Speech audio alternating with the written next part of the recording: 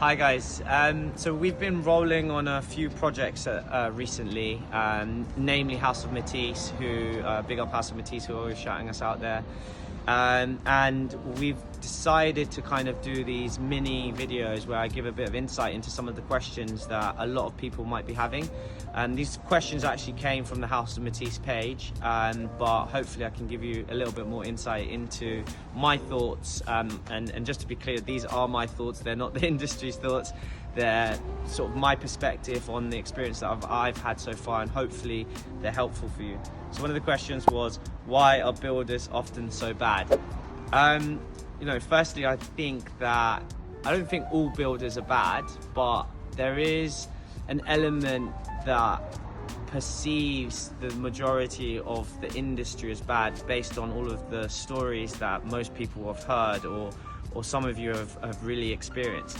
And based on the journey that I've been on in building my company and building the reputation that I have thus far, I've realized that there's a lot of challenges and difficulties for someone starting out in the building trade. So a lot of us start out in a specific trade, so whether that be carpentry, electrical, myself, or like plumbing.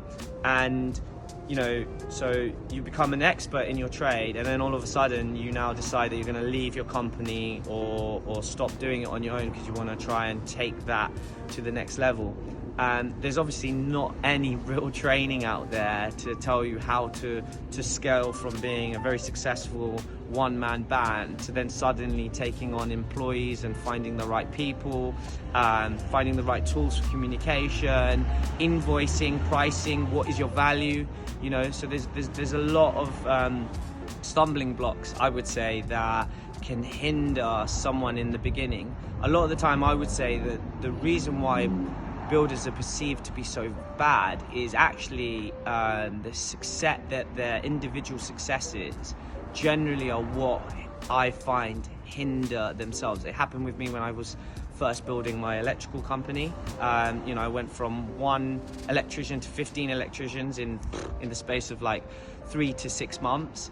And I think if you haven't got some key life skills or life lessons or the right people around you, it can be very difficult to navigate. And so when people say, why are builders so bad, I think there's so many different aspects that all overall build into the narrative that builders are so bad. And so I guess if I was to try and break them down is, so you've gone from a one-man band to now having 3 or 4 or 5 projects. No one's ever taught you that you shouldn't take on too many projects, because you do one great project, then someone else recommends you, and it's very difficult to say no. I think one of the biggest lessons I've learned in the last 6 months, and some of my existing customers who I've been very frank with, whilst we always deliver on the quality, there have been some of our customers who in the middle of their journey it wasn't a great experience, and that was because I didn't say no, my team didn't say no, we didn't know how to say no. So it was, each person's coming to us, our reputation's growing. For us it means that we have more work.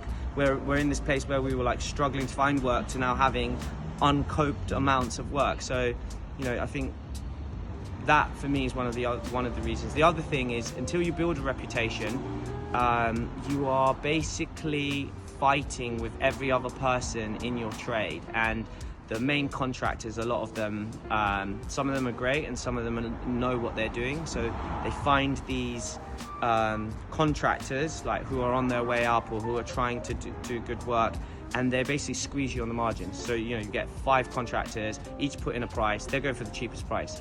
And so sometimes the ones that do like to take advantage, they'll say, oh look, I got this price for cheaper, and so then the bidding war begins, and you're going lower and lower and lower, and by the time you realize it, you haven't even looked at what your budget is, which most of us don't do a budget. And you'll find that when you're in the middle of the job, you're stressed now because you're trying to make money out of very small limited margins, and then the client is asking for extras or something doesn't go right. So client's very emotional, you're now very emotional, because most of us are emotionally strung to the money, because that's ultimately why we're doing it, as well as, you know, in my case, trying to transform people's lives. And then you get this emotional battle between someone in their house and someone who's trying to do a good job but is being squeezed by the margins, and ultimately they hold the client and the customer responsible because that's who they feel is paying the bill. So I think that for me is two of the major reasons why eventually you get a reputation of a bad builder, because then the bad builder is thinking, well, I'm not putting up with this headache, you're demanding too much, and I'm getting paid too little. There's no real contracts involved in this thing, so you know it's easier for them to just leave. And sometimes on the customer side, I've heard many times the customer just doesn't want that person in their house anymore. It's a sacred place, it's where they bring up their children, it's where they've lived, and they don't want someone that now they feel emotionally disconnected to, so equally they will tell them to leave. So I think those are sort of the key elements that, from the experience I've had so far, that lead to these situations of why builders are so bad. So to be clear, there are obviously bad builders in any industry, but I think a lot of the builders are just misunderstood or haven't had enough experience or emotional intelligence to be able to deal with the situations of being in someone's sacred place.